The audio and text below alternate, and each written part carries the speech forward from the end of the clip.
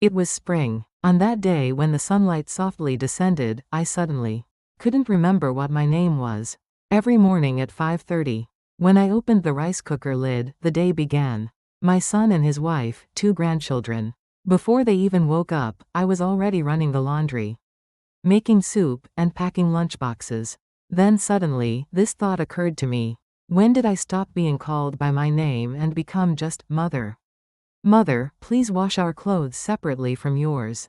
Dinner must be ready at 6 o'clock sharp. The kids have their academy classes. Mother, I think this dish is a bit too salty. Those words accumulated, and cold stones piled up one by one inside my heart. Living in the same house, I was neither a guest nor the owner. I was simply the help. Your back is severely damaged. You've been overworking yourself. Surgery is absolutely necessary. That day, lying on the hospital bed, I stared at the ceiling. Even when I woke up from anesthesia, no one was there. An empty hospital room, a white ceiling, and beside me, only silence. A text message arrived. Mom, something urgent came up at work. I can't make it. Take a taxi when you're discharged. I looked at that message and laughed for a long time. As I laughed, tears came. A week later, I was discharged. When I returned home, my daughter-in-law said to me, Mother, we're planning a family trip to the coast this weekend. The kids want to see the ocean. Family trip. Those words echoed in my ears. Then I suppose, I'm not family. That night, something inside my heart quietly broke. So I made a decision. From now on, I would live as myself. I would sell the house and move somewhere new. My hand trembled as I stamped the documents, but my heart was at peace.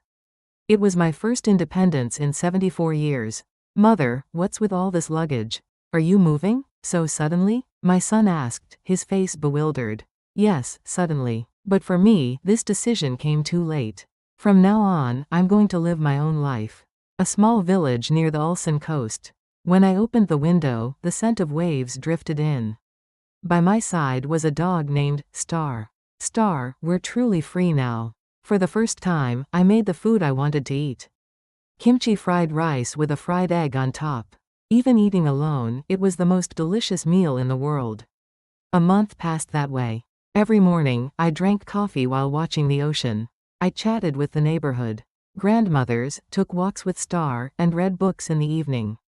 I was happy, truly. But one day, the doorbell rang. When I opened the door, my son was standing there. But something was different. Mom. His eyes were red and swollen. Mom, I was so wrong. He fell to his knees.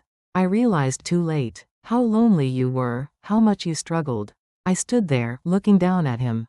Get up, Mom. I said get up. He slowly rose to his feet. Why did you come? I came to bring you home. Please come back with us. I shook my head. No, Mom. This is my home now. I've finally found my home. His face crumbled. Mom, this happened because of me, didn't it? It's my fault. Please. I embraced him. No, it's not your fault. Background music, warm, emotional strings. This was my choice. Not because you're a bad son, but because I wanted to find myself. But you're a good son. It's just that I wanted to live my own life too. He buried his face in my shoulder and cried.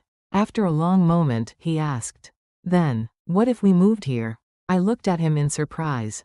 What did you say? I want to live near you, Mom. Properly this time. Our family will move close to you. I was stunned. No, there's no need. I'm fine alone. Mom. He took my hand. You said you're happy living alone, but I can't live without you. I know I'm being selfish. But Mom, this time I don't want to serve you, I want to live with you. Like a real family. I couldn't speak for a long time. But you know, I said with a smile. If you move here, I won't be your housekeeper. Of course not. I won't do your laundry either. Yes, you'll have to make your own meals. Understood. And I paused for a moment. I am Yoonghwa Lee. Before I'm your mother, I'm a person named Yoonghwa Lee. He smiled brightly. Yes, Ms. Lee Yoonghwa. Nice to meet you. That evening, we sat together watching the ocean. Mom. I mean, Ms. Yoonghwa. Yes? Thank you for not giving up on me. I shook my head. No, I'm grateful for helping me find myself again. Actually, I realized something that day. True freedom isn't about living alone. True freedom is being in relationships where I can still be myself. A month later, my son's family really did move. 10 minutes walk from my house. Close, but at a distance that respects each other's space.